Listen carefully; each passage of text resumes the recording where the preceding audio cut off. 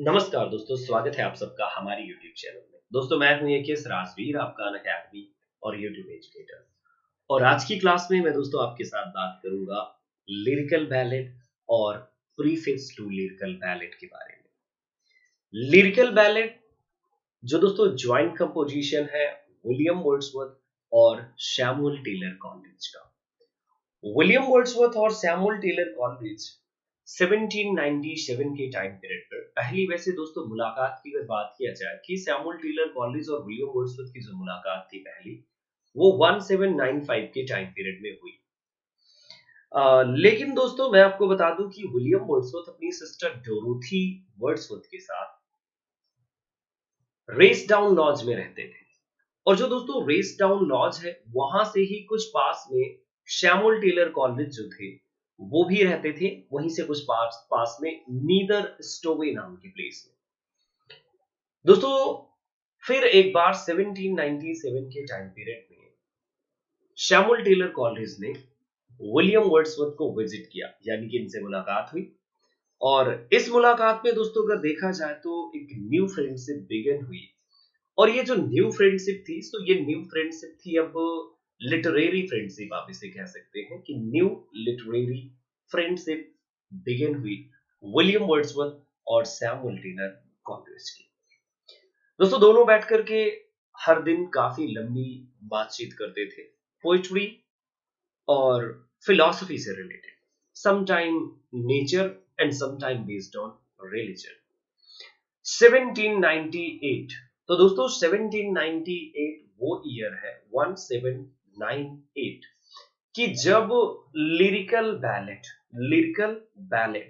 BALLADS lyrical ballads learners publish की गई।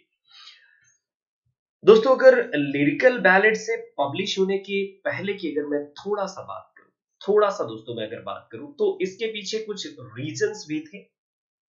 और वो कौन से रीजंस थे तो दोस्तों मैं बिल्कुल आपके साथ डिस्कस करने वाला हूं। दोस्तों ये जो दोनों का डिस्कशन था ये तो काफी अच्छा रहा और एक पॉजिटिव इफेक्ट लेकर के आया। लेकिन दोस्तों सैमुअल टेलर कॉलरिज के पब्लिशर थे, यस उनके पब्लिशर थे। और इन पब्लिशर के पास दोस्तों इन दोनों पोएट्स ने विजिट किया था। जब दोस्तों इन दोनों पोएट्स ने विजिट किया इन पोएट्स के पास, तो वहां पर इन्होंने अपने पब्लिशर से बात किया।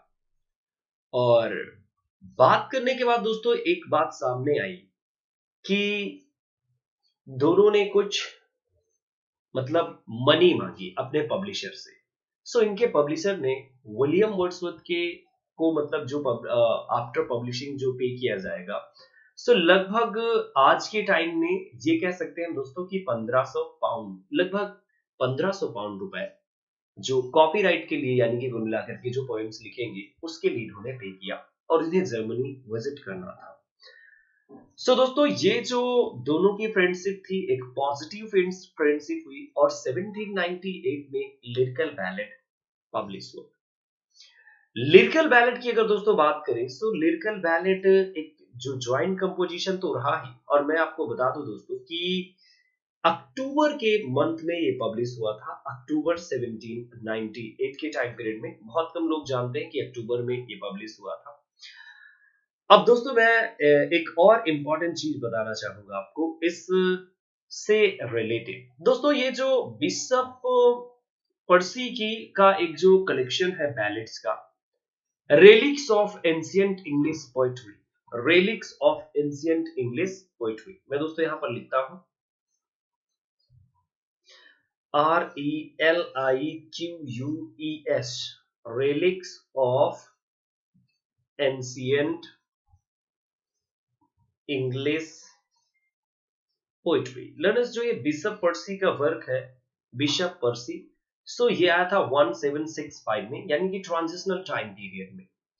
इससे दोस्तों इन्फ्लुएंस था ये लिरिकल बैलेड। और मिल्टन की अगर दोस्तों बात किया जाए, मिल्टन और शेक्सपियर से भी दोस्तों ये इन्फ्लुएंस था, मिल्टन एंड प्लस शेक्सपियर। क्योंकि दोस्तों आपको पता होना चाहिए कि जो रोमांटिक एज है, रोमांटिक एज को क्या कहा जाता है, Romantic age is revival and revolt. So revival of Elizabethan and Jacobean writing and revolt against neoclassical writing.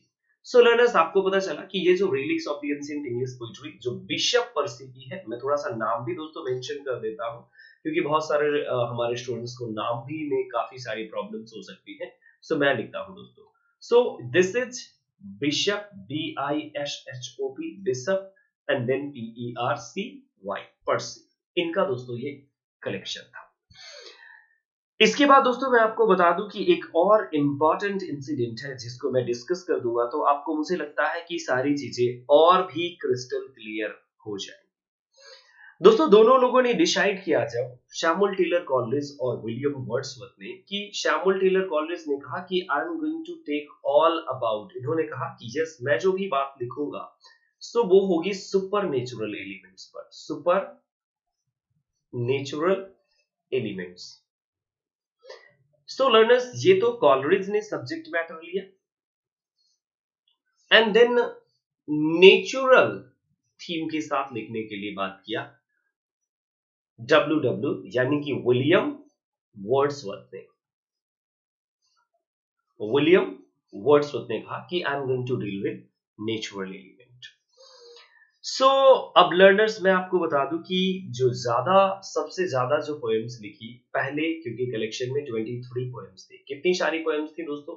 So 23 poems थी and out of 23 poems, so 19 by 19 by William Wordsworth and only 4 by Samuel Taylor Coleridge. केवल 4 थी जो Samuel Taylor Coleridge की थी. दोस्तों पहला जो lyrical ballad publish हुआ, so lyrical ballads with a few other poems, ये इसका कंप्लीट टाइटल था. Lyrical ballad with a few other poems, a few other poems, ये लर्नर्स इसका कंप्लीट टाइटल था. दोस्तों एक बार आपके एग्जाम में एक क्वेश्चन आया था और वो क्वेश्चन था कि जो लिरिकल बैलेड फर्स्ट है यानी कि 1798 वाला, सो दोस्तों ये पब्लिश कहां पर हुआ था? सो मैं आपको बता दूं कि इसका जो पहला पेज है वहां पर ही लिखा है BRISTOL, ब्रिस्टोल. ब्रिस्टोल में लर्नर्स ये पब्लिश हुआ था और इसको जो प्रिंट किया था, सो इसे प्रिंट करने वाले कॉटन थे, COTTEL. लर्नर्स वैसे कहीं पर जिक्र नहीं है लेकिन मैं आपको बता दूं दोस्तों, लिरिकल बैलेड एक डिफरेंट टाइप का, इसे मैं कह सकता हूं कि ये एक तरीके से एक्सपेरिमेंट था. इस बात को खुद ही एक्सेप्ट किया है विलियम वर्ड्सवर्थ और सैमुअल टेलर कॉलरिज ने. एक और इंटरेस्टिंग बात दोस्तों जो आपको याद रखनी चाहिए लिरिकल बैलेड के बारे में, मैं भी दोस्तों प्रीफेस की बात नहीं कर रहा हूं, सिर्फ लिरिकल बैलेड की बात कर रहा हूं, प्रीफेस को भी आप साइड में रखिएगा. लिरिकल बैलेड का जो दोस्तों पहला पब्लिकेशन हुआ उसमें किसी भी का नेम मेंशन नहीं था, only lyrical ballad name put up किया गया था. दोस्तों यहां पर बात भी हुई थी कि हम ऑर्डिनरी लाइफ के इंसिडेंट्स को चूज करेंगे और उनके बारे में पोएम्स लिखेंगे.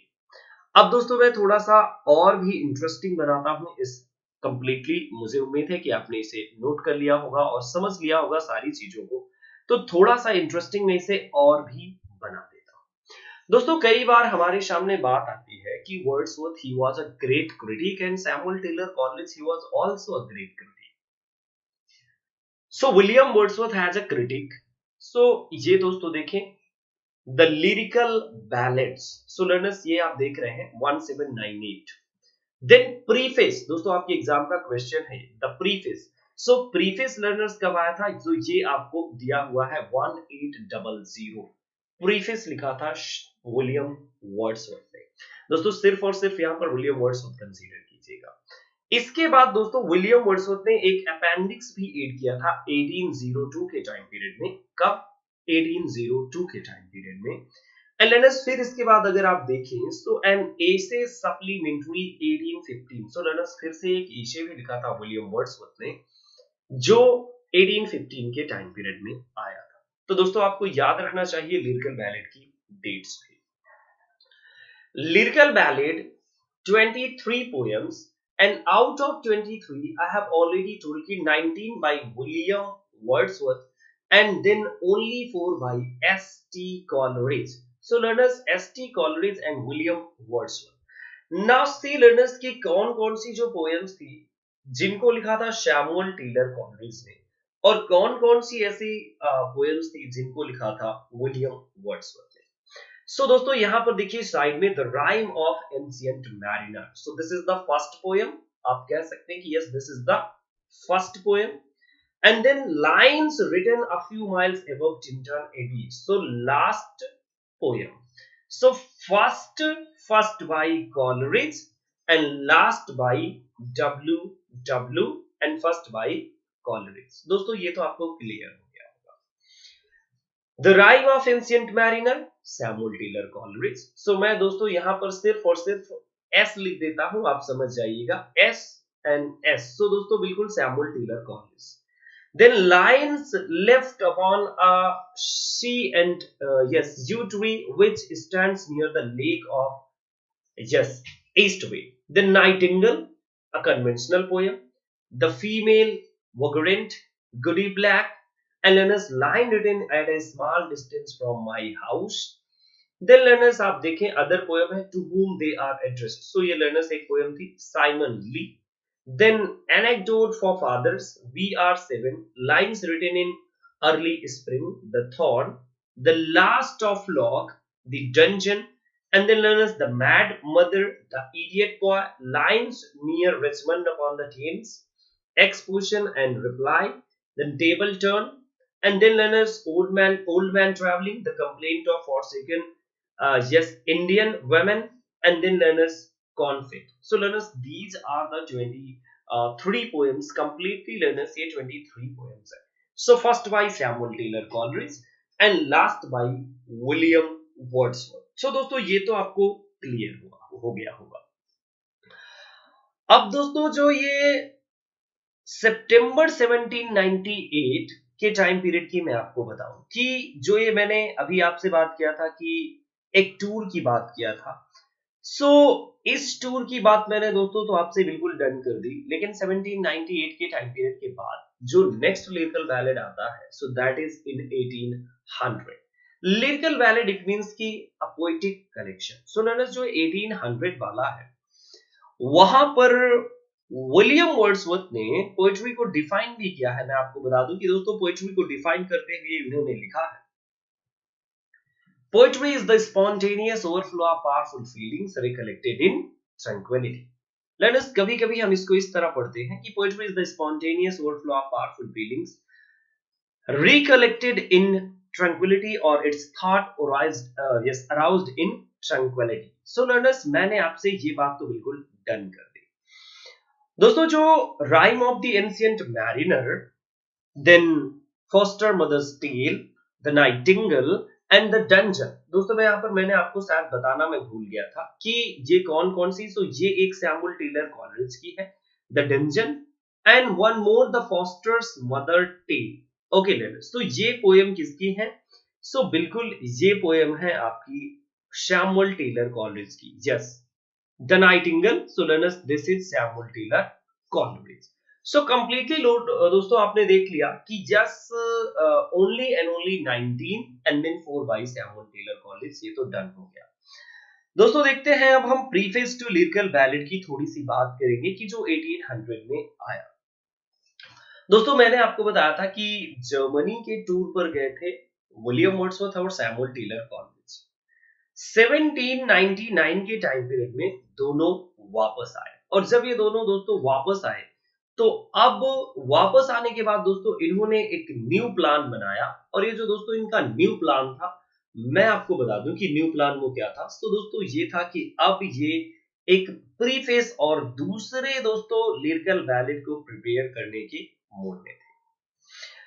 दोस्तों इन्होंने एक लेटर लिखा, और इवन लेटर में जो इनके जोसेफ कॉटल जो इनके पब्लिशर थे उनको इन्होंने लेटर भी लिखा। और दोस्तों यहां पर इन्होंने बात भी किया विलियम वर्ड्सवर्थ ने कि yes I want to write अब प्रीफेस एंड इवन कि मैं टाइटल भी दोस्तों इसका चेंज करना चाहता हूँ। विलियम वर्ड्सवर्थ ने ऐसी बात कही। दोस्तों जब विलियम वर्ड्सवर्थ की ये बात थी तो वैसे पब्लिशर ने थोड़ा सा विचार विमर्श किया। देन लर्नर्स, मैं आपको बता दूं कि 1800 में, ये दोस्तों लास्ट मंथ में 1800 के जो सेकंड लिरिकल बैलेट था वो कंप्लीट हो चुका, लेकिन अनफॉर्चुनेटली लर्नर्स जनवरी 1801 में ये पहली बार दोस्तों लोगों के सामने आया। और दोस्तों यहाँ पर publication included 5 poems by Coleridge and then learners, अगर आप देखें सो कंप्लीटली जो अदर पोएम्स थी, so other poems by William Wordsworth.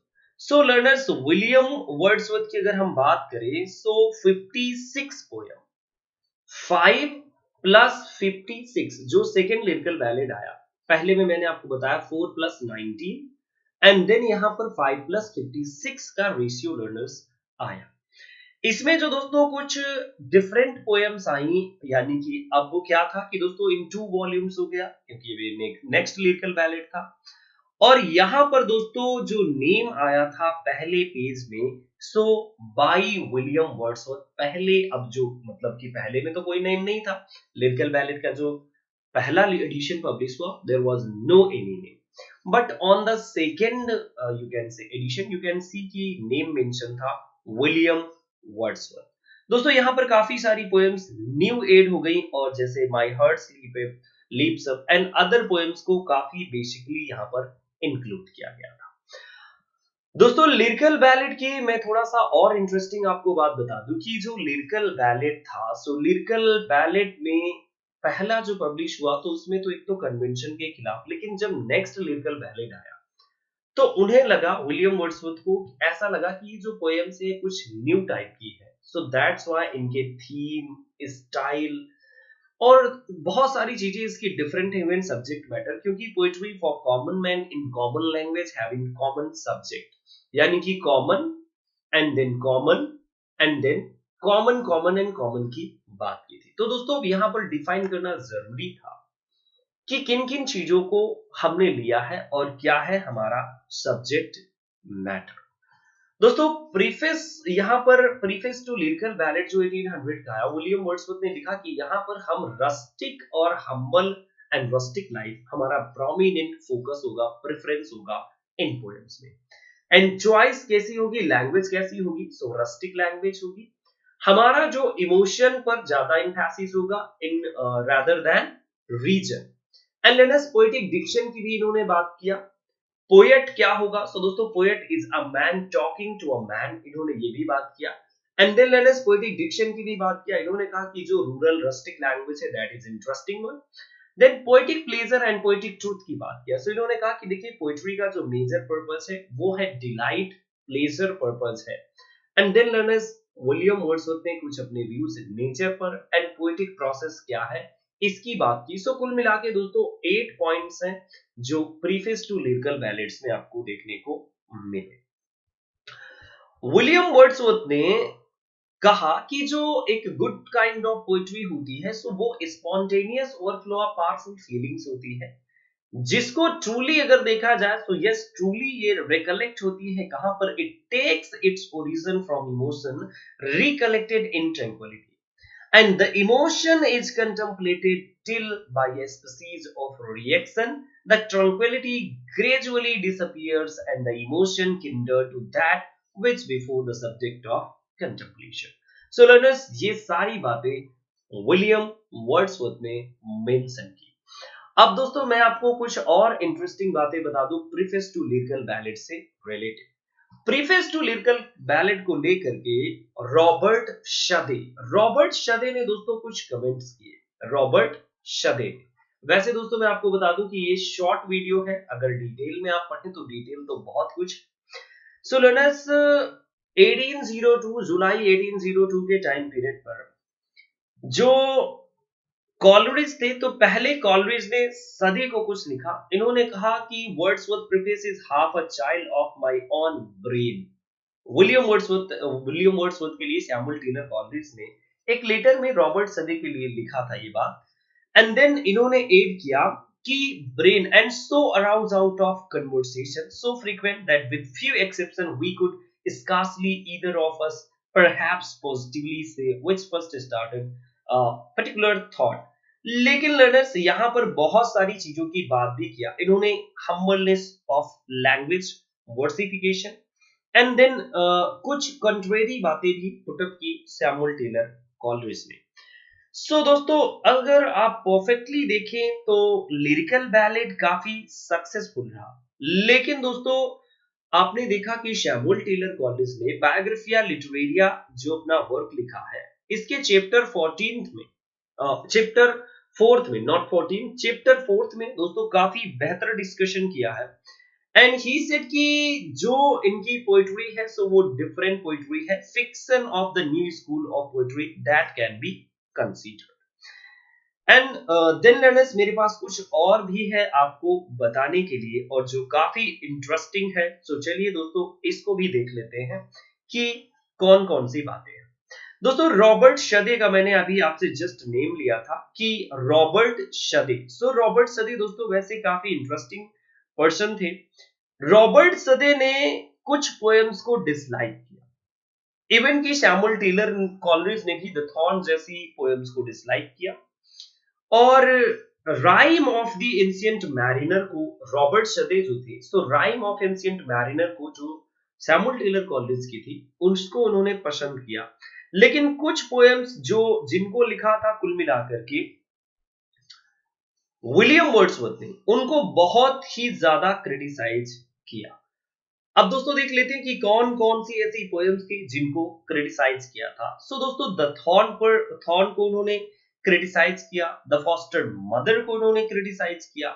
And then learners अगर आप देखें सो रॉबर्ट शदे ने बहुत सारी बातें की एंड इवन कमेंट्स भी किए. दोस्तों जो लिरिकल बैलेड आया था 1800 का, इसको बहुत कई जगह पर इसे अगर ये कहें कि कई जगह पर कई सारे क्रिटिक्स ने क्रिटिसाइज किया, लेकिन सबसे ज्यादा जो क्रिटिसिज्म इंपॉर्टेंट है वो रॉबर्ट शदे का ही है. दोस्तों द न्यू लंदन रिव्यू जनवरी 1799 में सो दोस्तों कुछ पोएम्स को रिमूव करने की भी बात कही गई और भी बहुत सारे लोगों के सुझाव जो सजेशंस थे आए. राइम ऑफ एंशिएंट मैरिनर के बारे में शदे ने कुछ बातें लिखी, चार्ल्स बर्ने ने भी कुछ बातें लिखी दोस्तों, और अदर्स ने भी कुछ बातें लिखी जैसे फ्रांसिस रैंगहम. एंड देन लर्नर्स एक नेवल क्रॉनिकल था, इन्होंने भी काफी सारा जिक्र किया. अब वैसे दोस्तों मुझे तो बात करनी थी शदे की, और शदे के बारे में मैं थोड़ा सा जस्ट एक इंपॉर्टेंट चीज थी जिसे मैं शायद मैं मिस कर रहा हूं. सो मैं अभी ही आपको बताने वाला हूं.